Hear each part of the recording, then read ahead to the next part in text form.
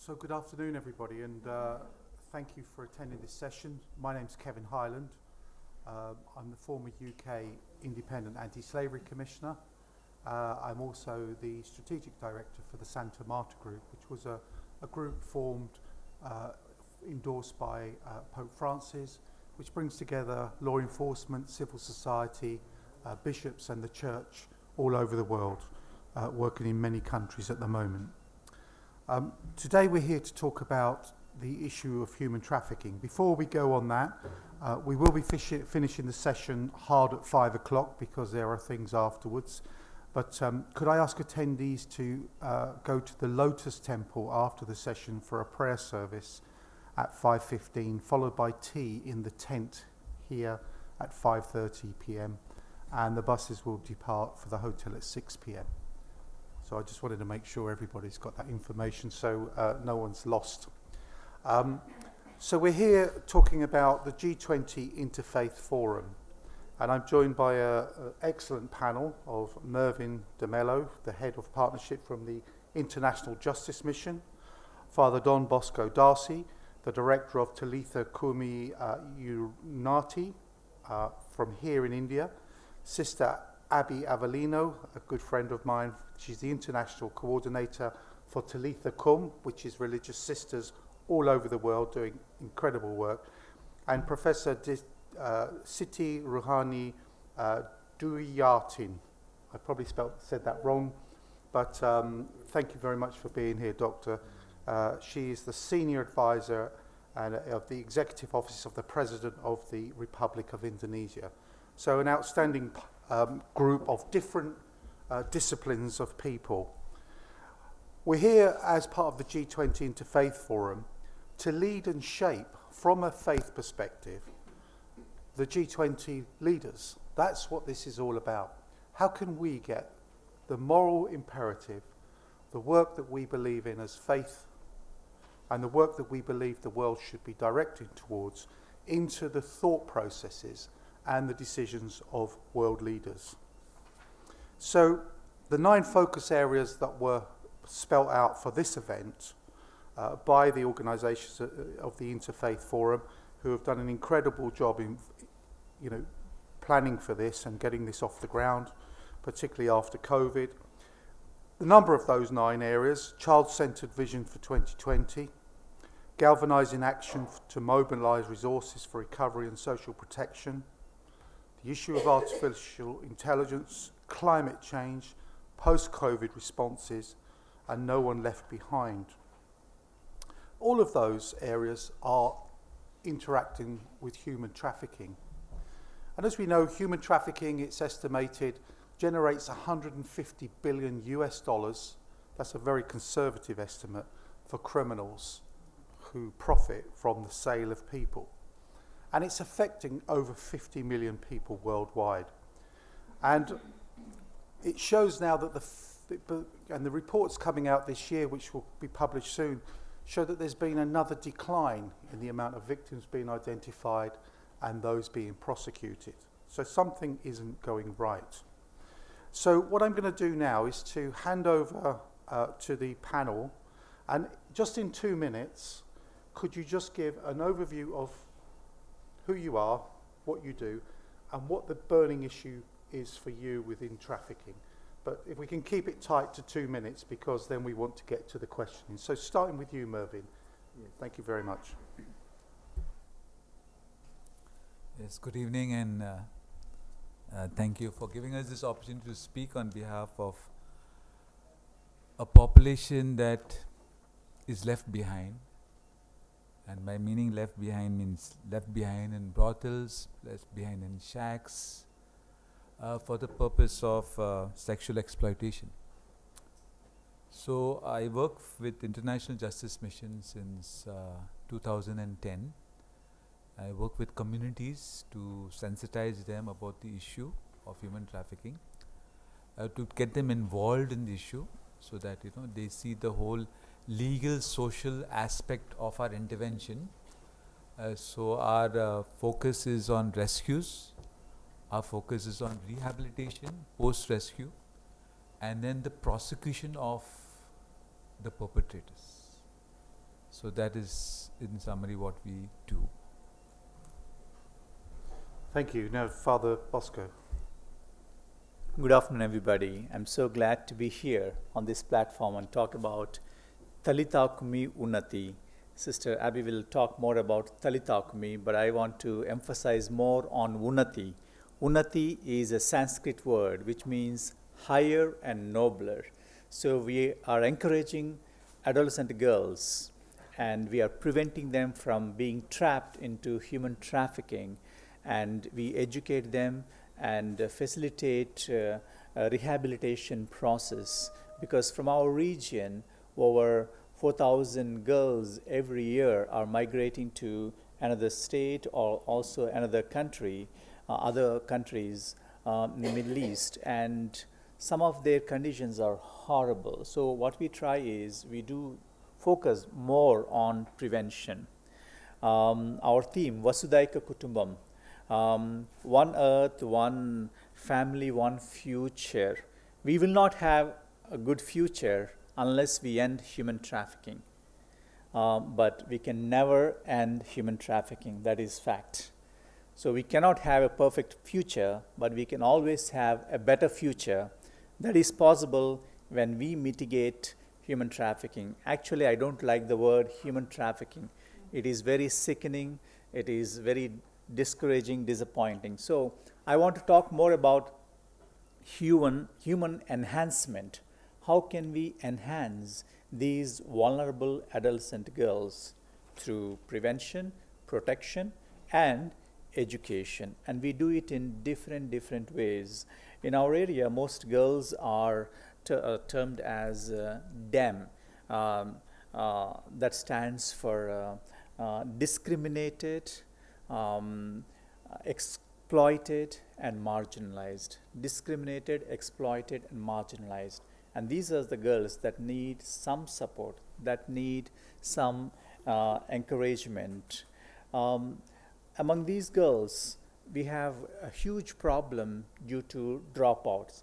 After high school, they tend to drop out due to various reasons, and that's where they become victimized between age 15 and 20.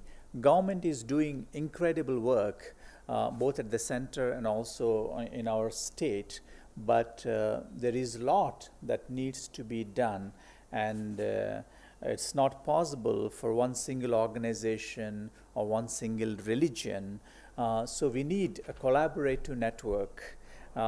People like Malala or Greta Thunberg or Priyanka Chopra, who advocate girl rights or girl education or climate action, together with Talitha Kumi in Rome or Santa Marta Group.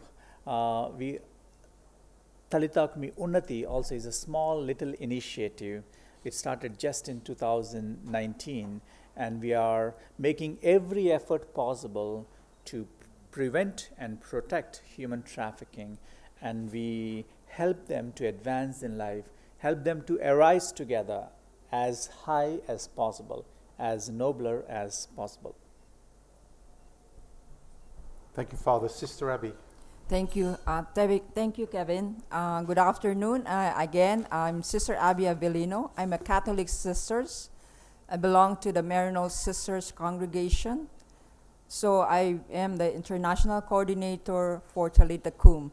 So Talitha Kum, as Father Bosco said, Talitha Kum means arise. This is from the Gospel of Mark. This is what Jesus told this little girl means arise. So Talitha Kum International is a network of Catholic sisters against human trafficking. So we are a group of sisters led to this network. We are in 55 networks in 92 countries with 6,000 members on 5 continents in the world. So what we do is really our sisters really in the front line. We work at the grassroots. I myself was I worked in Japan for many years, met all the migrants, women particularly. We rescued women really victims of sexual exploitation, particularly from the Philippines, from Thailand, from Indonesia, from neighboring countries. What we do at the grassroots, we meet them. We help them. We care for them, for their protection, for the rescue operation. So this is what we do, and also the awareness raising against human trafficking at really at the grassroots levels, in the schools, like what Father said, the villages to villages, barangays, and particularly at the very vulnerable communities, children, women, migrants, refugees, asylum seekers. So what we do at that grassroots level, we also do some advocacy. We lobby and advocate for the women and children, particularly at the grassroots level. I'll stop there and then I'll continue later. Thank you.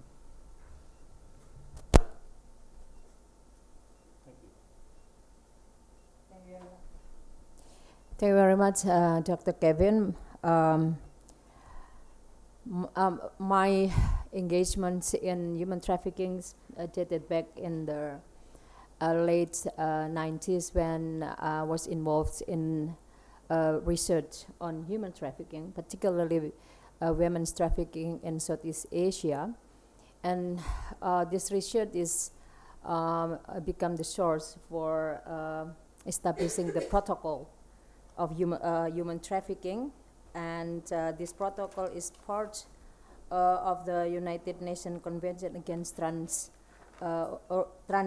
Transnational Organized Crimes. I think it's in 2000. And then after that, I also work in my center.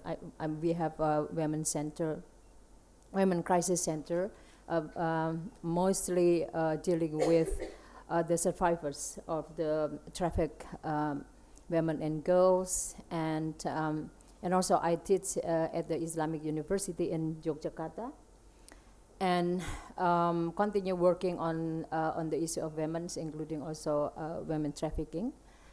And I brought also the idea of this issue as crimes against humanity when I was appointed as the chairperson of Human Rights Commissions of the OIC, Organization of Islamic Cooperations in Jeddah, Saudi Arabia.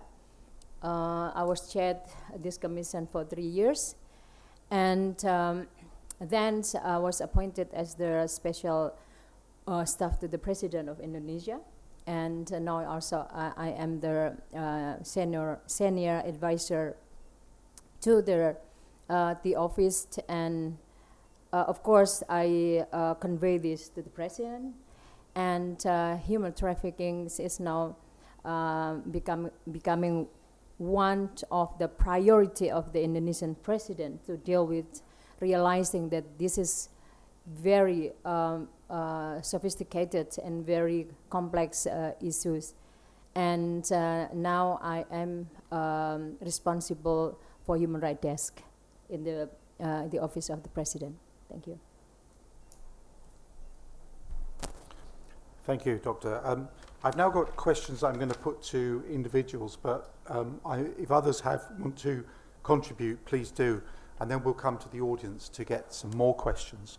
But looking at this from a G20 perspective and what we can inform, and you know, the leadership of the Interfaith Forum has placed this as one of the priorities, human trafficking, because it is something close to human dignity, or it's part of human dignity. But Pope Francis, one of the quotes he said about human trafficking is the money obtained by human traffickers from their dirty, underhanded business is blood money. I'm not exaggerating, it's blood money. So, bearing in mind, Mervyn, from the International Justice Mission, you work globally and provide frontline responses and encourage and educate state partnerships, particularly criminal justice action, to improve and change their capability.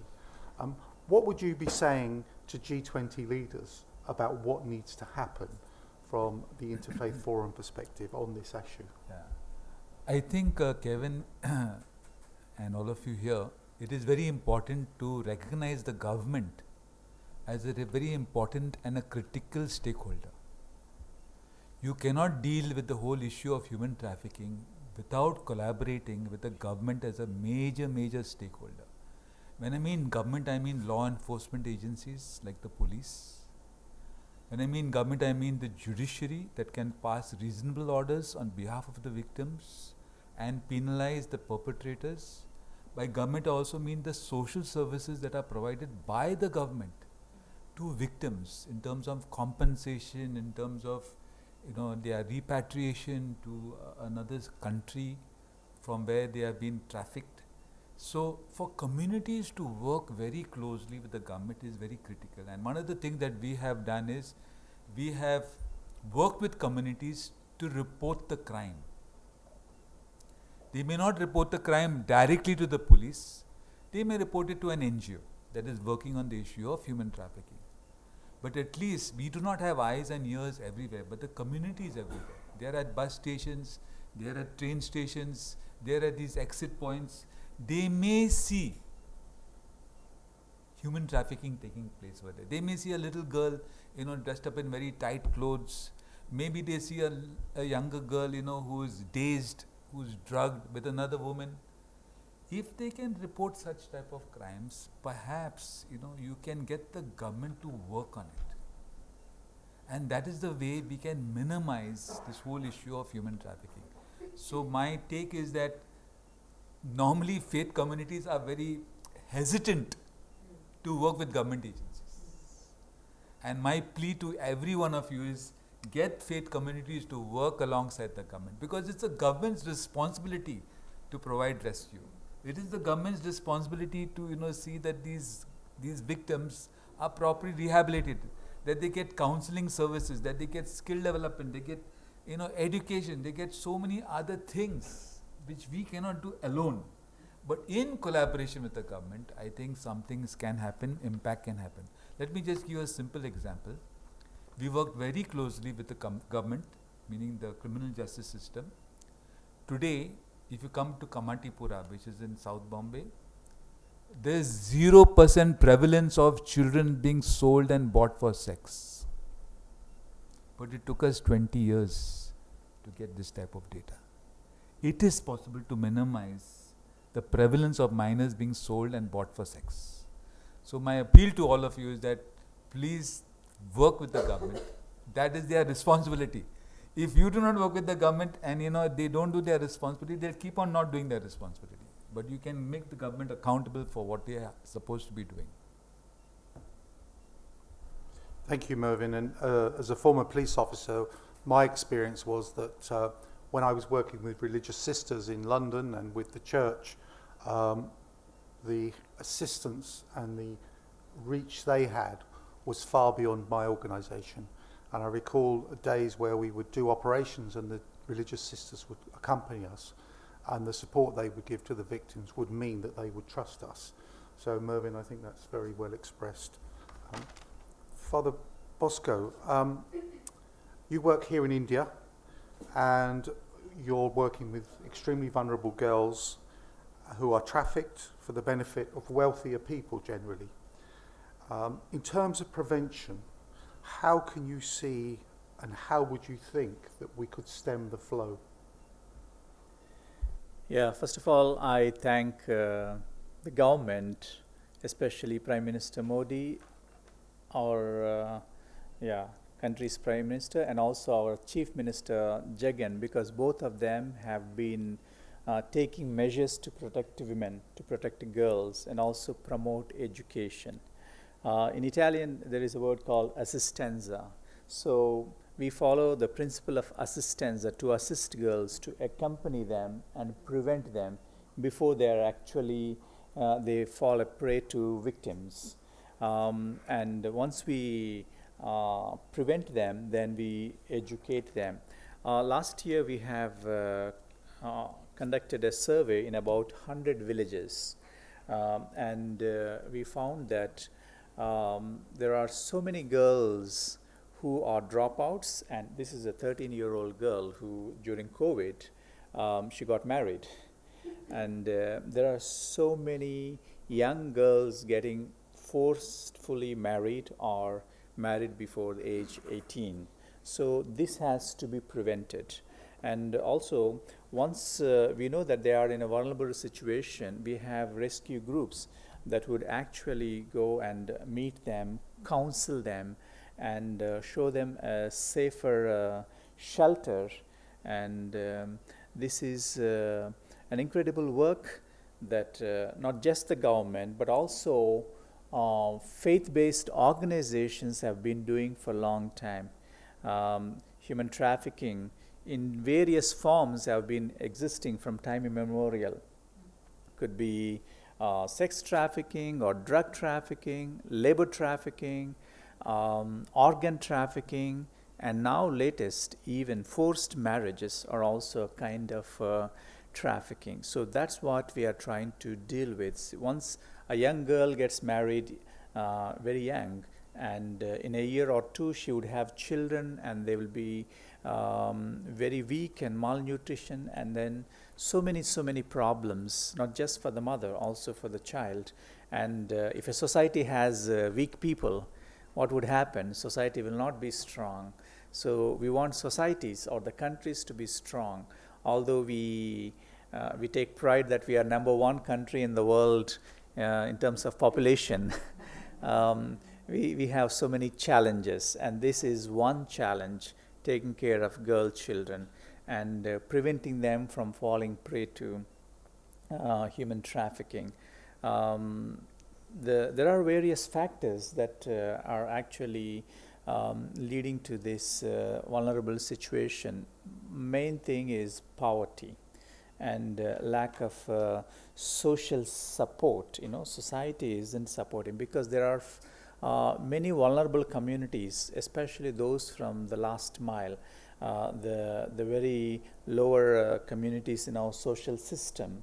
They are prone to this abuse and labor trafficking, and because there is no culture of encouragement, empowerment from within the family. Sometimes families themselves, mothers force the girl because they are afraid that if they stay too long at house, they will be prone to abuse. So better thing is to transfer the responsibility to the husband. So get her married as early as possible. So she is in, they think she is in a safer place, but there are so many other challenges, both physical, psychological, traumatic experiences that the girl goes through. Thank you. Sister Abby, as we know, and as I've seen, religious sisters are working at the front line across the world. Human trafficking is a global challenge. There's no country that really isn't touched by it. Can you give me, in your opinion, where we have our best chance of preventing this exploitation, of whom are our brothers, sisters, and these are children, women and men from across the world? Thank you. It's really a challenging job, our sisters, but we are the front line. We meet victims, the vulnerable people, but it's not easy. But we cannot do it alone. Like my fellows here, there are a partners organization. We work together. So the only key for our work is really networking and collaboration. I do believe that with the power of togetherness, we can really end this crime. So sisters really meet the vulnerable people, raising awareness, like I mentioned earlier, but not only the physical needs, emotional needs, psychosocial support, but also the spiritual support. So we try our best really to accompany them. That's the center of our identity. Accompany the victims and the survivors. That's the centrality of our work. So sister really would like to call the attention of all international organizations, international agencies, the human rights advocates at the grassroots levels, wherever we are. We work with the International Organization for Migration, international agencies like UNHCR. So these are the organizations that can only mandates that this crime can be really worked in place, especially in the power of this political global systemic that we need to be changed. The economic factor is one of the push factor that we will say, influence of the COVID-19, the impact of this situation, the economic situation. This is all the push factors. But we would like to really call the attention of all organizations. We need to embark, that's what Mr. Kevin is saying, this is also our role as a church leaders.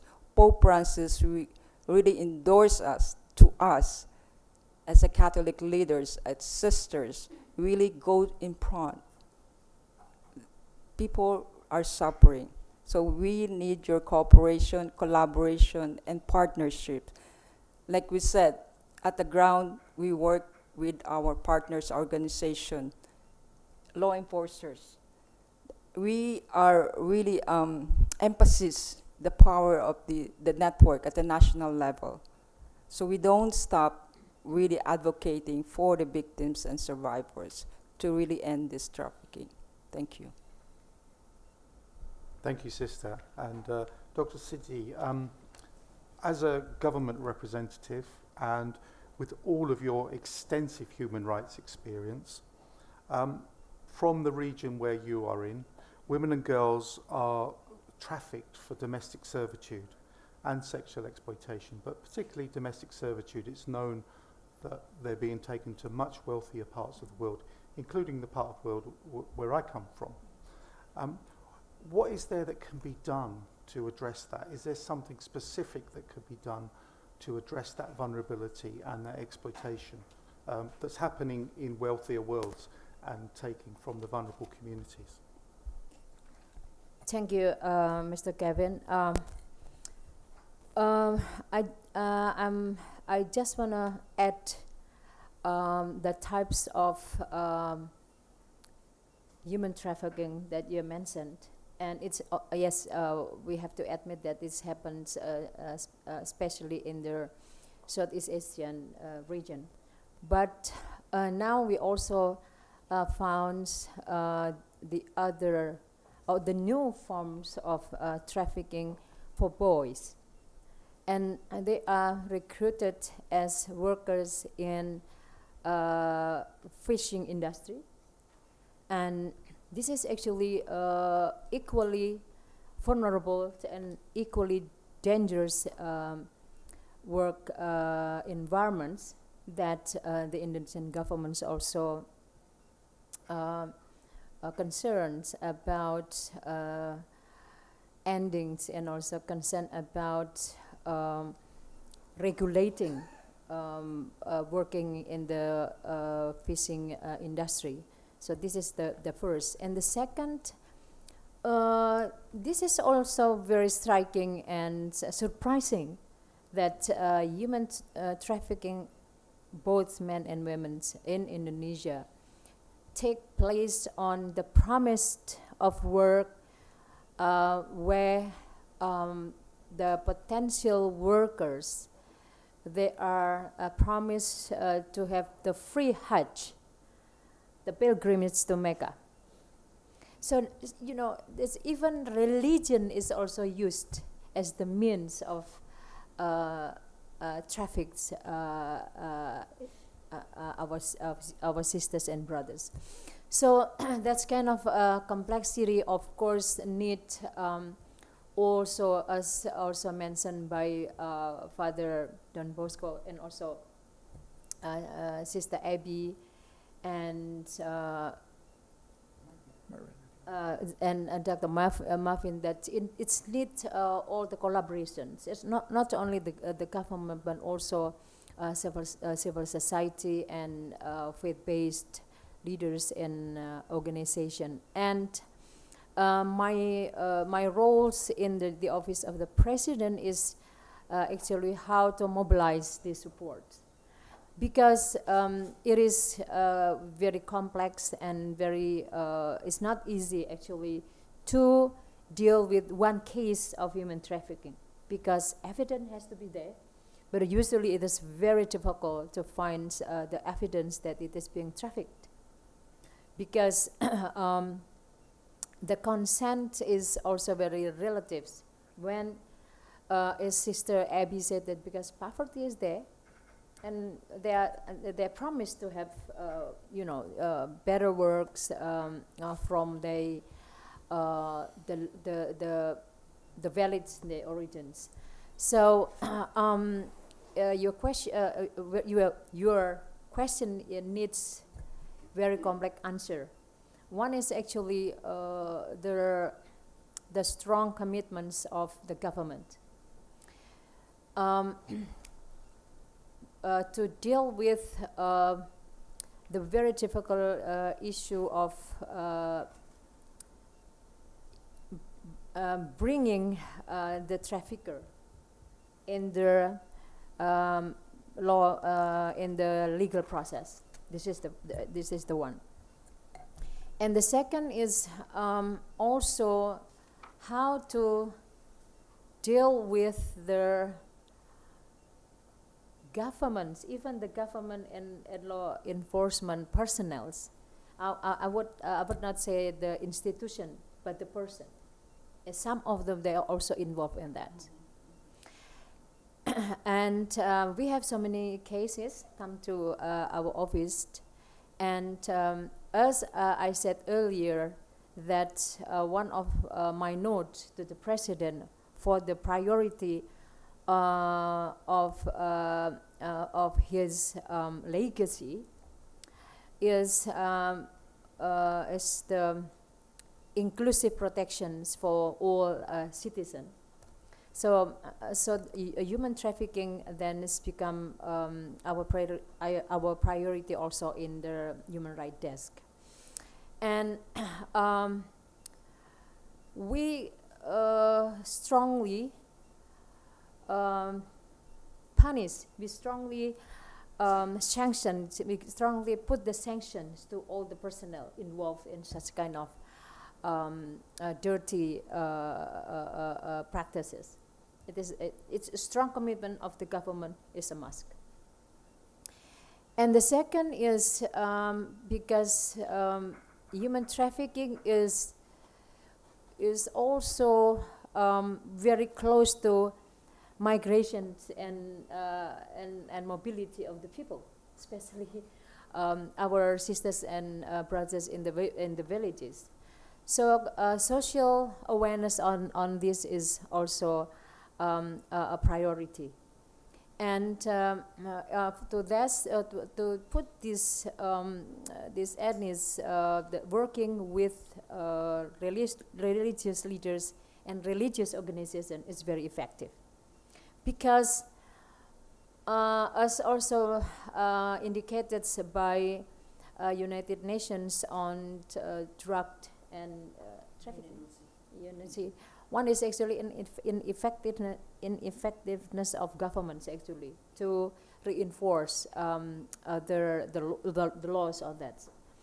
And when it's come to then this effective effort of the state, now human trafficking has to be a moral code, has to be a moral imperative.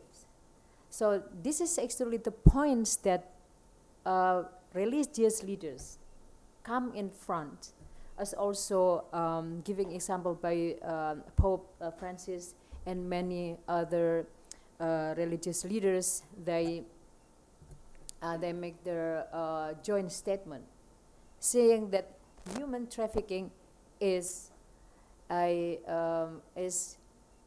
crimes against humanity. So we have to also, the government have also to work with religious leaders to mainstream this in their fatwas, in mainstream this, in their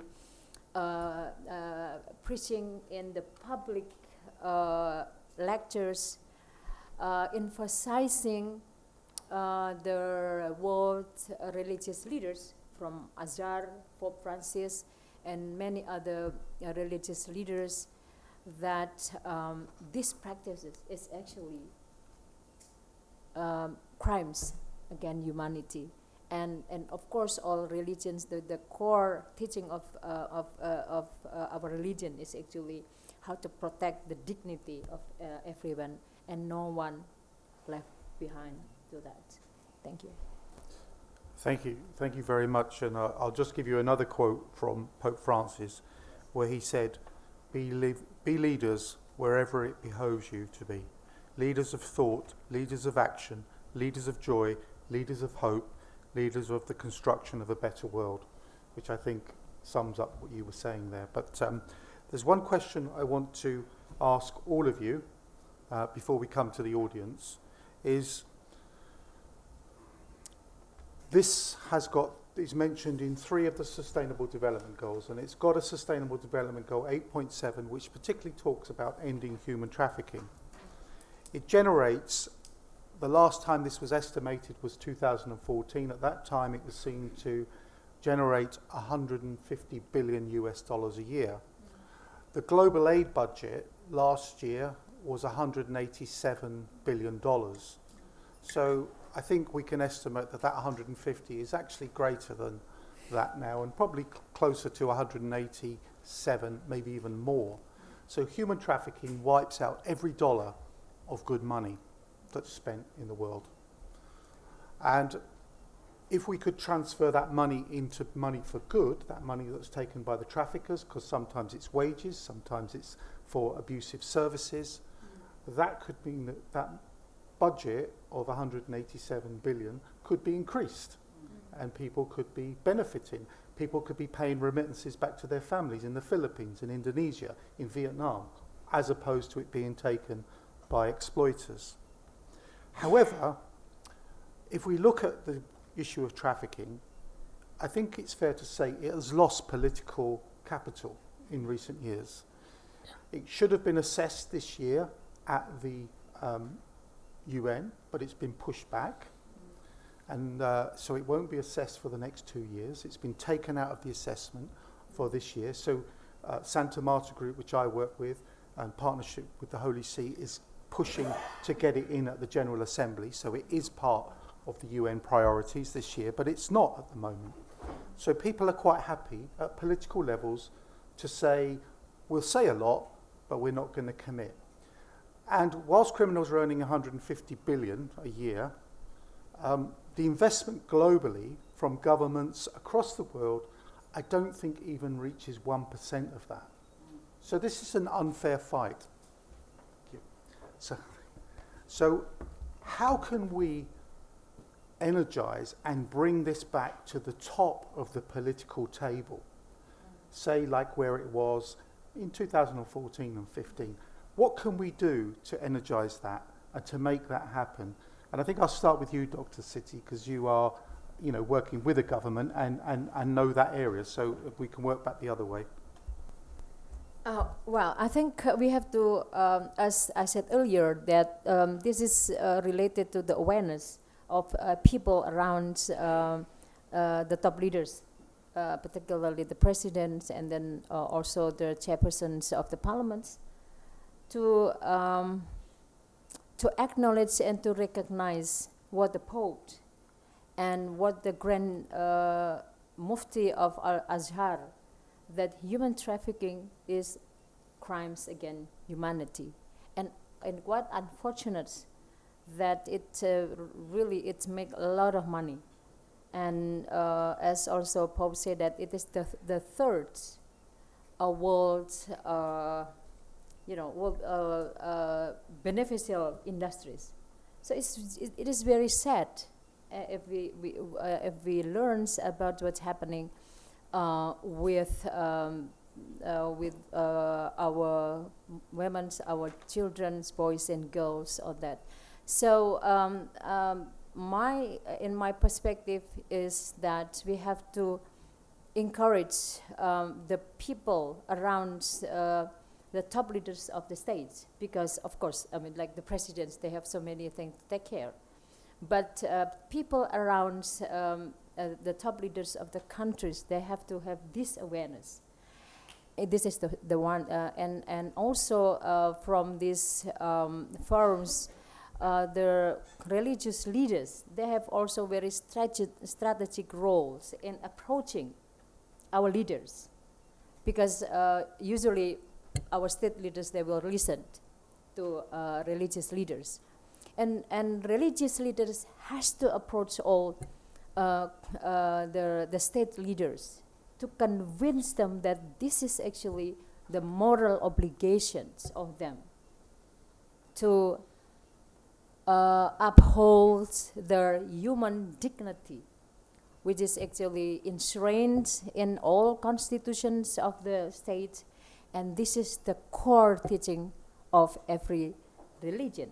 So through that voice, through our voice, then it will be heard by their state leaders, and we have to be very precise to say that they have to send this message to United Nations, so that it will bring back human trafficking as one of the priority in the United Nations. Sister Abby, before I come to you, just to let everybody know that about 2 weeks ago, the international community called for the arrest warrant by the International Criminal Courts for Putin, and that was issued for child trafficking from Ukraine to Russia. So when the political will is there, things can happen. So to you, Sister Abby, for the same point. Well, thank you. That's another factor that we would like to stress here. That's also the factor of climate change on all these refugees, we would say, or evacuees from Ukrainian evacuees, and also the refugees. But I would like to go back from your original question about this aspect of the money or the profit of this human trafficking issue. Really, 150 billion a year. Imagine that amount of money. We live in this world in a human relationship by this we have rather than we are. We need to really reflect together. You and I have a role to play to end this human trafficking. What we valued here, the supply chains, we need to reflect together. The tea that I'm drinking right now outside, where is this come from? Who worked for the tea that we drew? The child labor, the chocolates. Just be mindful. My shirts, I am also guilty. Those labor exploitation, I work in Japan. This situation of international, whatever, what is this? The sports, the Tokyo Olympic. How many people died? We really advocate for this labor exploitation. During that time, the migrants are the ones were exploited. How many people, young people, died during the preparation of Tokyo Olympics? I can only tell you this. This is my experience. Exploitation during the World Cup. And here we are, hoping that we can stop this trafficking, this exploitation. Just be aware. Tell your friend that this is happening. It's not enough just awareness. We need to do something. just be mindful. Thank you. Father Bosco. $150 billion, that's huge money. Kevin, you should do something to get that money and give to all the people here so that they can start doing some good work, you know. They can start a new revolution of human enhancement and mitigating human trafficking. In today's morning session, we heard about doing good. All of us, all the religions want to do good. All of you want to do good, common good. Yeah, we also talked about common brotherhood, common sisterhood. When our sisters are suffering, when our sisters are struggling, we have that basic responsibility. It's not justice. We have to do something. We have to work for justice. Yesterday, Sister Abby and myself went out in the afternoon next to our hotel. We saw human trafficking there. More than 10, 15 young children forced into begging. You know, it was an organized forced begging. Is that not human trafficking? Have you not seen it? It's everywhere. We see it, but maybe we do not recognize it. If you go to England, in the train stations, they say, if you see it, say it. So if you see it anywhere, say it, you know. You see it every day. Say it. Voice it out. You know, you can be a strong advocates on behalf of these victims, and you can protect them. If you can say 1 or 2 or 5 or 10, you are able to do. You are capable of protecting and saving so many. Actually, if this money could be invested in, these sustainable development goals, you know, we can end poverty. We can do climate action, climate justice, and unemployment, gender justice, you know. Actually, so many of these SDGs are, they are in need of money. So if you get 150 billion, we can do a lot of good work. Maybe what we could do is, at macro level, governments should come up with strict regulations or policies, or also all the religious leaders, you know, they can preach, as Dr. Siti was talking about moral obligation, you know, make it a kind of moral implication, especially in schools, colleges, universities. I studied in a university in Belgium, and I saw drug trafficking everywhere. All the students, you know, and all the other immoral things, and somehow universities and schools, colleges have become hub of this human trafficking. Do we not see it? We see it, but we are not saying it, you know. So religious leaders have a big responsibility to talk from the pulpit, or from to conscientize their congregations. And at micro level, all of us can start a small revolution. So revolutions begin small, you know. So in our own local area, we can begin a revolution. So Unnati, Talitha community, is a small little initiative in our local area. We want to revolutionize, we want to conscientize, we want to emancipate, we want to protect and accompany and educate. Thank you, Mervyn. When we first started our work in 1999, the government denied that human trafficking is taking place. So they said, you know, this is all secondary data, these are all newspaper reports, this is something that may not be relevant today.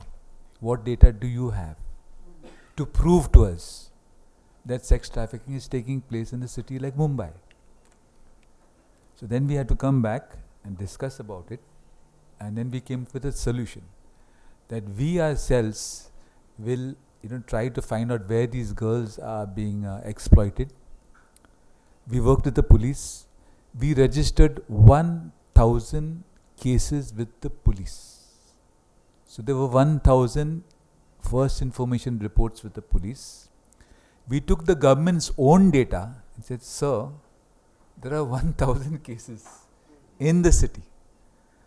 And it was the government's own data. Of course, because it's a legal case, it went to the courts. And in the courts, there were all the records. Some were acquitted, some were convicted for the crime. So we had a lot of data to show the government that the crime is existing. Please do something about the crime. So I think there are many ways. I think God has given us enough of intelligence as to how to deal with the problem, how to minimize the problem. And I think you all are I know God has endowed every one of you with sufficient intelligence to do something about the issue. But as Father said, when you see it, please say it. Do something about it, because it will make a big difference to that little girl who's being violated day in and day out in a brothel. It will make a huge difference to us. And it is our job to ignite hope that that girl has got a good future in this country or whichever country where she was trafficked from. That was my take on it. Thank you, Mervyn. And just before I come to questions, I just would like to point out, it was in Argentina at the Interfaith Forum that through hard work of the members there and the organisers, that recommendations were put forward to the leaders, world leaders. And in the Leaders' Declaration, it was the first time that there were specific entries about human trafficking and forced labour, and they committed to address it. They committed to address government procurement and forced labour in 2 of the recommendations. And it was only a short number of lines, but it was enough. And we need to build on that. That's been there every year since then. They've reiterated it in some form or other. And so we need to put some meat on the bone. We need to start making this look like something that's operational. And we've heard a number of those suggestions here today. I think one that we've heard constantly is about governments, the role of governments. And that's something that we really need to look at. And faith leaders can influence that. Some places in the world it's very hard. For example, I know the Cardinal Bo, who's in Myanmar. He hosted an event with us whereby he brought the government in and the law enforcement and the military leaders, and then a few months later we saw what happened there. But we have to try. As leaders of faith, of people of faith, we are the people who try. That's something that we've heard here. We don't give up. And the closer we get to those evil things, sometimes the harder it gets. So if I could come to the audience now, are there questions? And if you've got it for a specific person, could you say who that person is? And could you also start by telling us who you are? So the gentleman at the front there, you were first. Thank you very much. My name is Alfa Mirahman. I'm from Indonesia, from Muhammadiyah organization. I think human trafficking is very serious. And then I just remember just very recently, there was not only forced human trafficking, but also voluntary human trafficking. There was one little girl in Indonesia who volunteered enrolling herself in a human trafficking because she was afraid of not being able to take an exam at schools because their parents are not able to pay the school fee. So this is a voluntary, maybe you can also address that issue. The second one, I'd like, it's been in my mind, how faith-based organization leaders, are making use of technology, the advanced technology. Maybe in other panels, they are talking about technology, to help end human trafficking. As we know that the technology is advancing, and perhaps that people with sound educational background, they don't need to travel, they don't need to go to other countries. They can stay at home and then do their work. But the blue collar working, I think it still needs people, to be at presence, and then that means that it would be possible that people with low level of education are getting more prone, to human trafficking, because those with sound background of education, they might not need to be able to travel. So I'd like to know what do you think of the use of technology that can be used, by faith-based organization leaders to help at least, stop or slower the human trafficking. Thank you. So who would like that? And I know that during COVID, for example, the online exploitation of children, particularly in the Philippines, you know, exploded. So who would like to answer that? I know, Father Bosco, you've got some expertise on technology. So. Yes, thank you so much, Sir Rahman. As you said, it is very, very serious, and it is forced, and in some way it's voluntary. Maybe I wouldn't agree with that voluntary, because maybe in a way it's also, you know, forced because of poverty or other situations. But I forgot to mention digital trafficking. That's the newest form of trafficking. It's terrible. It's huge, and young people are trapped. And we need, again, governmental policies and also parental care. You know, how much can you allow children or young people to use technology, because not everything there is positive or good. So we need proper surveillance, and we need also certain mechanisms. I must agree that when I open internet, you know, you see all sorts of, you know, those not so positive good things popping up. You know, okay, I know that's bad, but for some other people, for young people, they might go into it and then they end up, you know, in trafficking. So this needs to be regulated, and yeah, all those of us who use technology, we need proper discernment and also maturity. You know, so for all these, we need accompaniment and education. Sister Abby, could I come to you? Because obviously you worked in Japan and are from the Philippines, so technology. Yeah, like you said, the online sexual exploitation, particularly with the children, is really increasing. We're working very hard in able to prevent that. As you know, traffickers are the people, or the victims are the people they know. And it's a sad situation, because even their own parents are traffickers. So this is very true. We have some cases in the Philippines that exploitation is really rampant, but we're trying our best. Again, the collaboration with the government, law enforcers, and now intervention with the U.S., because the technology is, you know, they have a high technology in this one to trap this issue. But we're working very hard, and I think Mervyn can say more about this, because this is the issue of the IJM, the Philippines. They are this expertise. We collaborate with them in this issue. But I would like to also to focus in these technologies. Like the UN last year, the abuse and the use of technologies, these digital platforms. We need to be careful. And again, what Father Bosco said, one of our cases, this is real. A woman came to us. She was trapped. The ads from the internet, you're just saying, just show up. You have a work here in Gulf countries. I won't mention the name of the country, but no need. You just need to show up. You will be interviewed and you go right away. So, fortunately, this woman came to his sister. Sister, I would like to go to this place because desperately, young person would like to go abroad and do something. But actually, when we found out, that was trapped.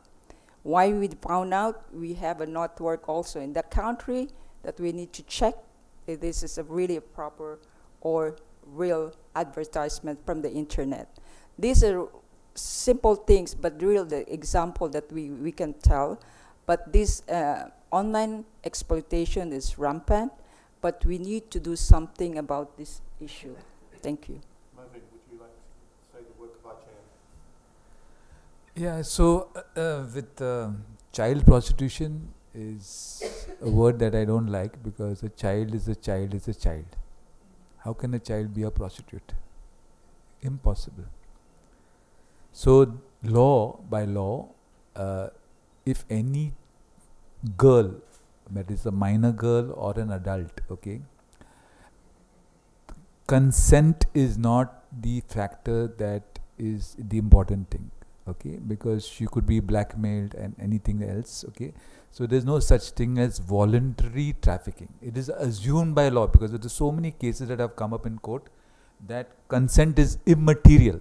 So if you see IPC 370, it is very clearly mentioned in that law. Consent of the victim is immaterial. So even if she says, I'm doing it of my own accord, the law does not take that into consideration. So that is a very good aspect of Indian law that I must touch about. And if it's a minor, it's very very heinous crime. With technology, I think if sometimes if you go on the trains, you'll find that if you want a nice ex-girl, a Brahmin girl, or Andhra girl, or a Goan girl, or any other girl, please contact number so and so. So they give the mobile number. Just give the mobile number to us. We've got ethical hackers in our organization that can track the trafficker. Police and the defense forces in India can get information from the service providers like Idea or what they call Vodafone, anybody. They've got something called CDR, that means call data retrieval. Even if the caller is calling from the Philippines and managing the trafficking here in India, through Interpol or through Europol, they are able to catch the trafficker. So technology also is helping us. It is helping the trafficker, but it's also helping us.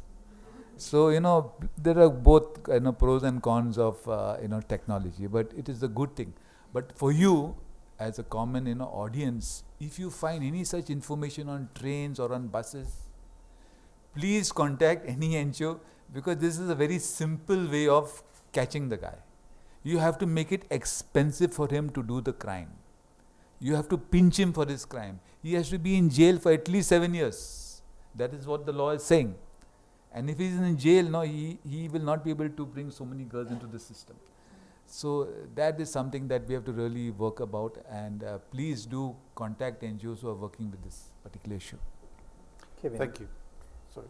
I have a crazy proposal. In the previous session, they were talking about making religious robots. So as you were a policeman before, we need also digital police everywhere in the world to monitor, and we need to make robots that are police, and they will protect these victims. Absolutely, I agree with you. I agree with you entirely. Can I have Sorry. It's a very short. Yeah. I think maybe this is not things related, closely related to human trafficking, but referring to the question from my brother Alpha about the desperate need of the children, for example, for paying education, is that in our society we have many kind of donations. Yeah. In Islam, for example, we have zakah, and sadaqah is voluntary alms givings. And in the office of the president, there is a proposal from an institution asking to the presidents to formalize their donation, the religious donation managed by the state. And realizing that the government is not always capable of handling all the social issues.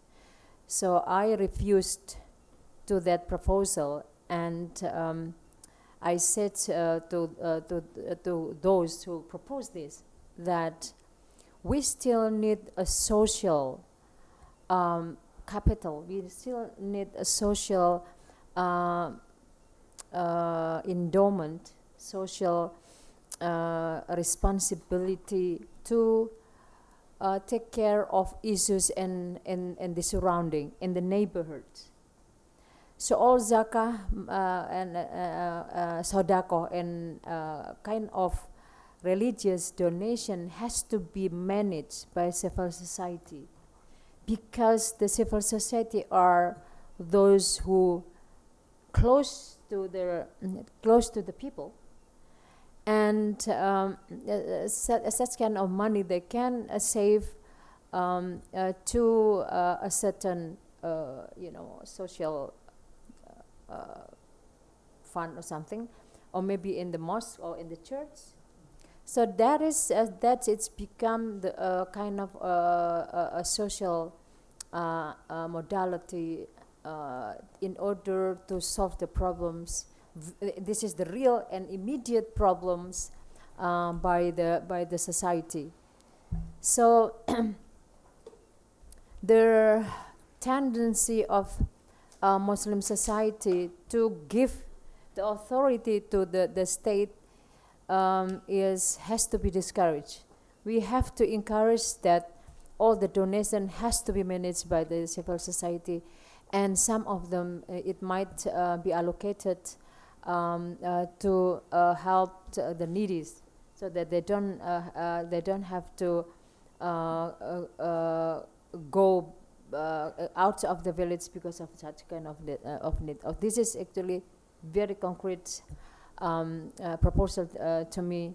To of course it's not to the presidents, but to the head of this the head of the office of the president, for not formalizing their religious donations to the state. Just let this as the social modality to the people to solve the problems in the first level, and also for the immediate issues, so that it can prevent the practice of human trafficking. Thank you.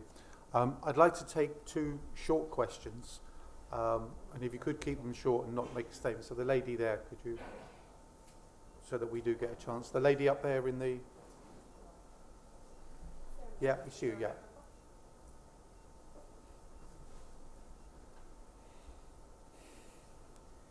Yeah, I just was wondering if you can say a bit more about the human traffickers, the people who are profiting.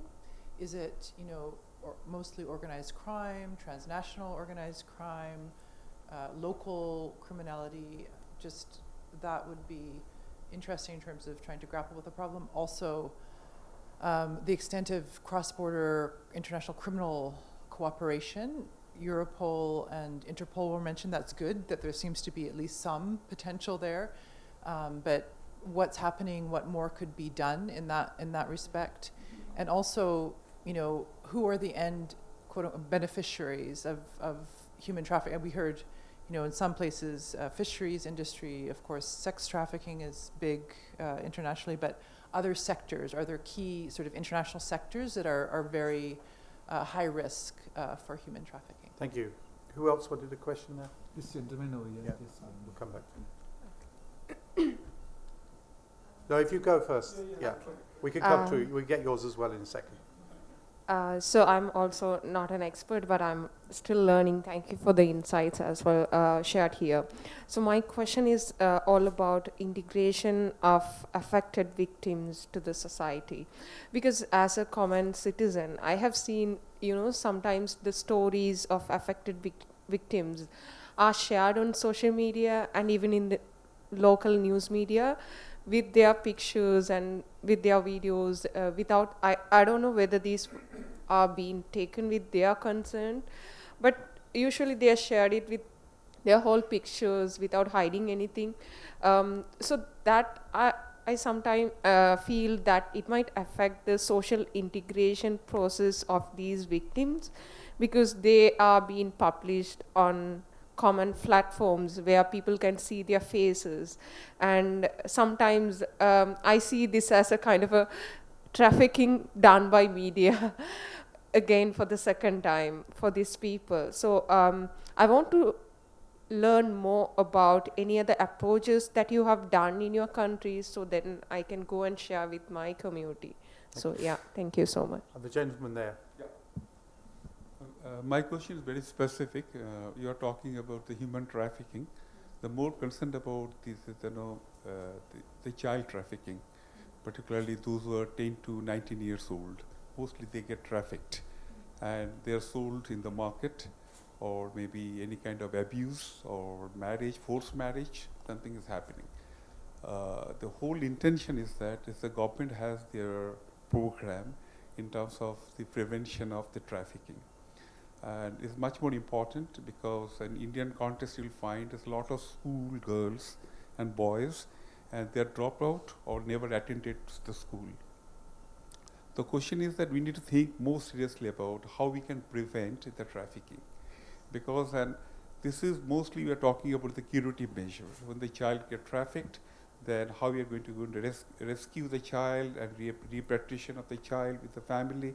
So, but focus particularly the faith-based organization, because I heard this morning that they reach out almost 15% of the total community. So 50 is a large community, at least, and we can really sensitize and go and sensitize them, and how best and we can create the safe space for the children as well as the brave space for the children. They can articulate well. So we need to articulate more on that. So thank you very much. So the three questions there, one is about who profits, cross-border relationships, and who are the end beneficiaries. Then there's the social media aspect and the way that people are exposed and re-victimized, and then child trafficking. So would one of you like to take one of those subjects first? Is this one question is cross-border? About cross-border, yeah. Okay. So, of course, the initial research that I've done in the past is actually cross-border has become one of the characteristic of human trafficking, but we remove from that. This is actually their input from the Philippines and Indonesia, because we are archipelago. So it can be internal trafficking as well. But in relations to the cross border, yes, it's happened, and I hope that I answered the question. I would like to illustrate how this cross-border trafficking happens in Southeast Asia, particularly with the Philippines. I talk very closely with Sister Abby on a case. This is the real case in Indonesia. A lady from the Philippines trafficked to Indonesia from Malaysia, and she brought 2 kilos of heroin, and she was caught in the airport and sentenced to death.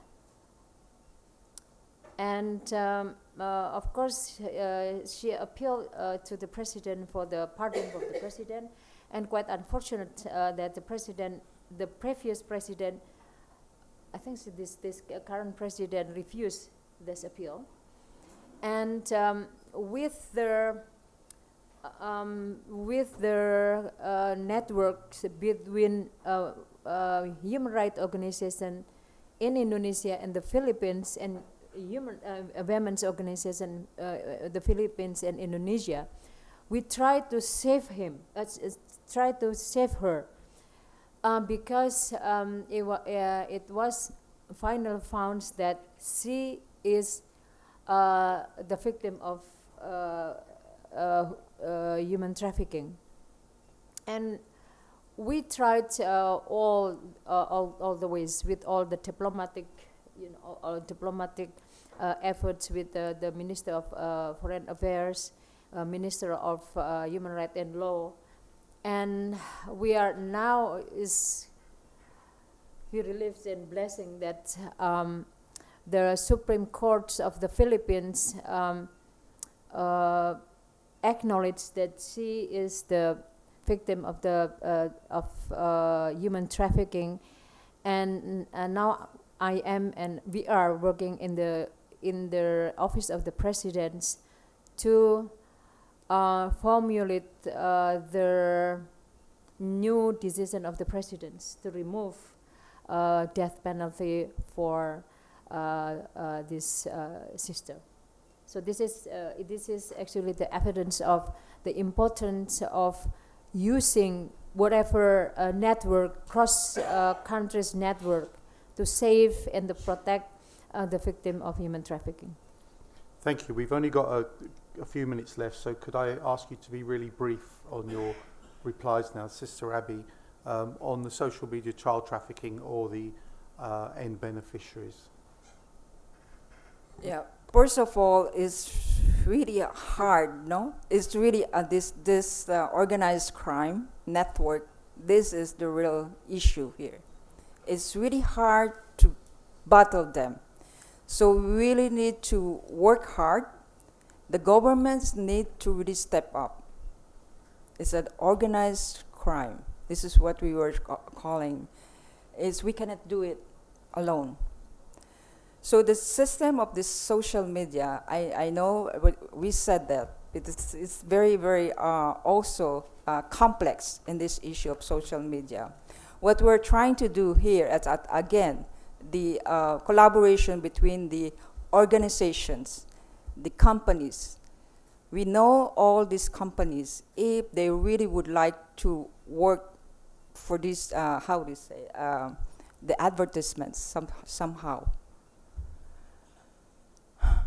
There's so many cases now, especially in the U.S. and the international companies.